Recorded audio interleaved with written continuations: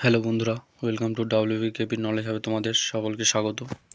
তো আমি তোমাদের আজকে দেখিয়ে দেবো তোমাদের SBI ব্যাংকে যে KYC যে ফর্মটা আছে, অর্থাৎ KYC আপডেশনের যে ফর্মটা আছে, তো তোমরা কিভাবে ফিল আপ করবে আমি তোমাদের এই ভিডিওর মাধ্যমে সম্পূর্ণ বাংলাতে দেখিয়ে দেবো যে তোমাদের কিভাবে ফর্মটি ফিল আপ করতে হবে।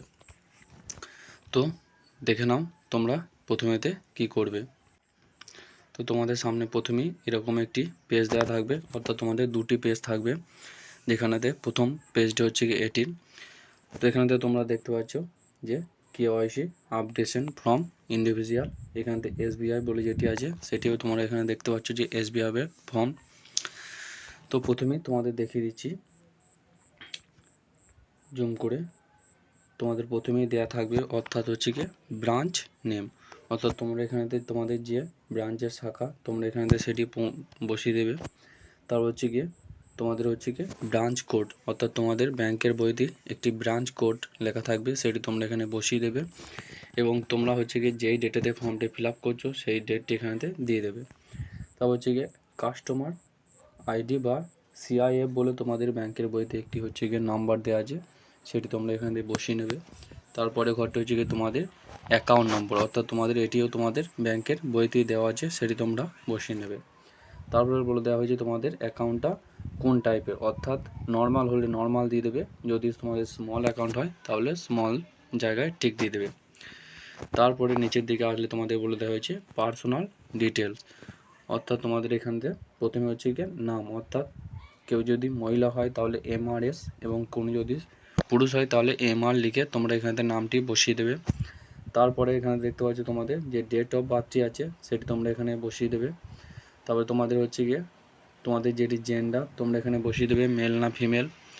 তারপর তোমাদের ম্যারিটাল স্ট্যাটাস, অর্থাৎ তোমরা বিবাহিত না অবিবাহিত সেটি তোমরা এখানে বসিয়ে দেবে। তারপরে নিচেটি তোমাদের গার্জিয়ান নেম, অর্থাৎ নেম অফ দ্য ফাদার বা মাদার যেটি আছে তোমরা এখানেতে বসিয়ে দেবে। তারপরে নিচের দিকে আসলে তোমরা দেখতে পাচ্ছ যে তোমরা ইলিটারেট, অর্থাৎ শিক্ষিত না অশিক্ষিত, যদি শিক্ষিত হও তাহলে ইয়েস, যদি না হও তাহলে নোয়ের জায়গায় টিক চিহ্ন দিয়ে দেবে। তা নেম অফ দ্য গার্জিয়ান, অর্থাৎ ইন কেস অফ মাইনর, অর্থাৎ তোমরা যদি 18 বছরের নিচে যদি হয়ে থাকো তাহলে তোমাদেরকে গার্জিয়ানের নামটি আর একবার এখানে তোমাদেরকে দিয়ে দিতে হবে। তারপর নিচের দিকে ন্যাশনালিটি, অর্থাৎ তোমরা হিন্দু এখানে বসিয়ে দেবে। তারপরে অকুপেশন, অর্থাৎ তোমরা কোন পেশা থেকে বিলং করো, এখানে তোমরা দেখতে পাবে যে অনেকগুলি তোমাদের পেশা এখান থেকে দিয়ে দিয়েছে, অর্থাৎ service, private sector, public sector, government sector, others, professional, self employ, retired, housewife, student ইত্যাদি এগুলো তোমাদের এখান থেকে দিয়ে দেওয়া হয়েছে। অর্থাৎ আমি যার ফর্মটি ফিল আপ করছি সেটা হাউসওয়াইফ, তাই এখান থেকে দিয়ে দিয়েছি। তারপর নিচের দিকে আসলে তোমরা দেখতে হবে তোমাদের মান্থলি ইনকাম তোমাদের একটা দিতে হবে। আমি এখানে এনার 6,000 টাকা মাসিক ইনকাম আমি এখানে দিয়ে দিয়েছি। তারপরে তোমাদের কোন রিলিজিয়ন সেটি তোমরা এখানে দিয়ে দেবে, অর্থাৎ হিন্দু না মুসলিম না খ্রিস্টান না শিখ, যেটা তোমরা ওটো সেটি তোমরা এখানে দিয়ে দেবে। তারপর তোমরা কোন ক্যাটাগরিতে বিলং করো, অর্থাৎ জেনারেল, OBC, SC না ST দিয়ে দেবে তোমরা টিক চিহ্ন। তারপর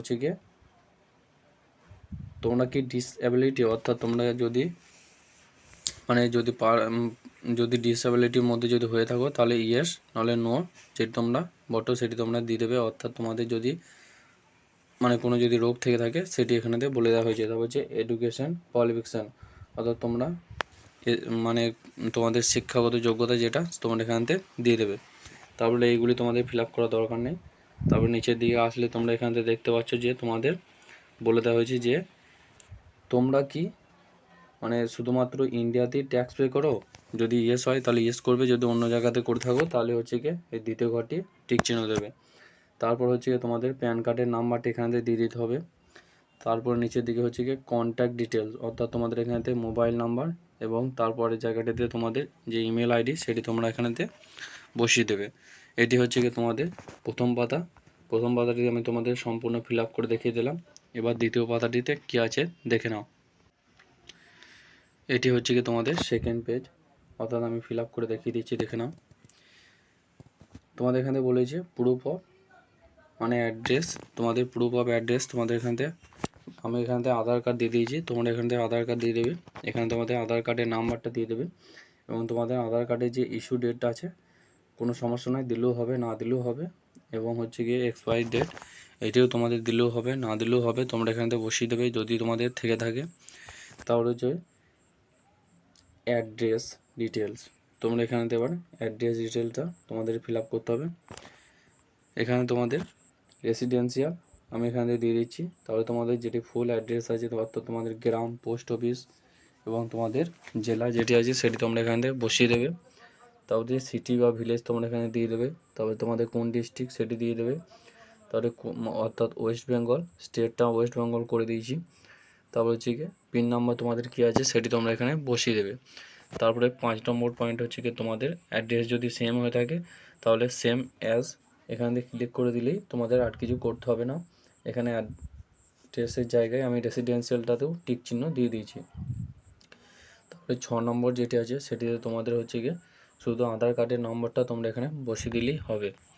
তারপর নিচের দিকে 7 নম্বরে হচ্ছে গিয়ে তোমাদের এখানেতে এই ঘরটিতে একটি ছবি মারতে হবে এবং এই জায়গাটাতে তোমাদের একটি সিগনেচার করতে হবে। এখানে বলে দেওয়া হয়েছে যে তোমাদের অবশ্যই ব্ল্যাক কালিতে সিগনেচারটা করবে এবং কোন প্লেস তোমরা এখান থেকে দিয়ে নেবে এবং কোন ডেটে জমা দিচ্ছ সেটি তোমরা এখানে বসিয়ে দেবে। তাহলেই তোমাদের যে দ্বিতীয় পেজটি আছে সেটিও তোমাদের ফিল আপ হয়ে যাবে। এবং নিচেরটা এই নিচেরটা কিছু করার দরকার নেই, নিচেরটা তোমাদের সম্পূর্ণ হচ্ছে গিয়ে অফিসিয়াল, তাই তোমাদেরকে এটি করতে হবে না। তো এই ছিল তোমাদের সম্পূর্ণ হচ্ছে কি এসবিআইয়ের যে ফর্ম ফিল আপ সেটি তোমাদেরকে দেখিয়ে নিলাম। যদি ভিডিওটি তোমাদের হেল্পফুল মনে হয় অবশ্যই একটি লাইক এবং সাবস্ক্রাইব করে দিও।